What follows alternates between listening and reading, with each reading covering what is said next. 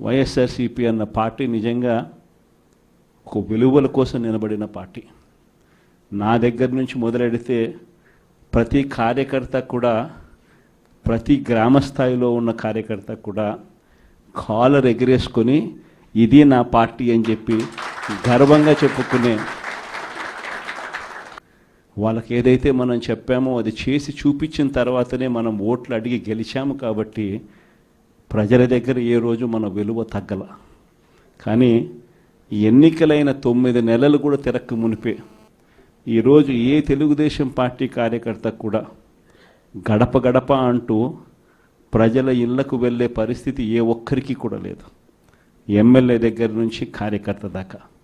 కారణం, ఏ గడపకు వెళ్ళినా కూడా వీళ్ళు ఎన్నికలకు ముందు ఇచ్చిన వీళ్ళ మేనిఫెస్టో సూపర్ 6లు సూపర్ 7లు ప్రజలు వీళ్ళకి ఇలా చూపించి ఆ ఇంట్లో నుంచి ఒక చిన్న పిల్లాడు బయటకు వస్తాడు, నా 15,000 ఏమైంది అని అడుగుతాడు.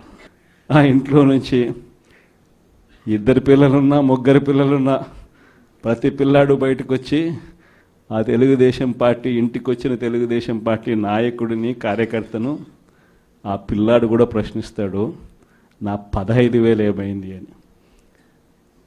వీళ్ళింటికి పోయినప్పుడు ఆ పిల్లల తల్లులు ప్రశ్నిస్తారు, నా 18,000 ఏమైంది అని చెప్పి. 50 ఏళ్ళు నిండిన వాళ్ళు వచ్చి ప్రశ్నిస్తారు, నాకు 50 ఏళ్ళకే పెన్షన్ ఇస్తానన్నా నా 48,000 ఏమైంది అని చెప్పి. అదే ఇంట్లో 20 ఏళ్ళ పిల్లోడు, ఆ పిల్లాడు వచ్చి ప్రశ్నిస్తాడు, నాకు నెల 3,000 ఇస్తానన్నా 36,000 ఏమైంది, నా 36,000 ఏమైంది అని.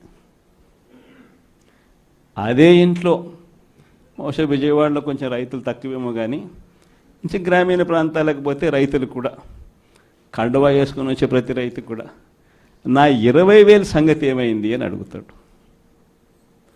ఇలా ఏ ఇంటికి వెళ్ళినా కూడా తెలుగుదేశం పార్టీ నాయకులకు కానీ కార్యకర్తలకు కానీ ప్రజలకు సమాధానం చెప్పుకోలేని పరిస్థితుల్లో వాళ్ళు ఉన్నారు. ఎన్నికలప్పుడు ఏదైతే మాట చెప్పాడో ఆ రోజేమో మేము చెయ్యకపోతే మా కాలర్ పట్టుకోండి అని అన్నాడు.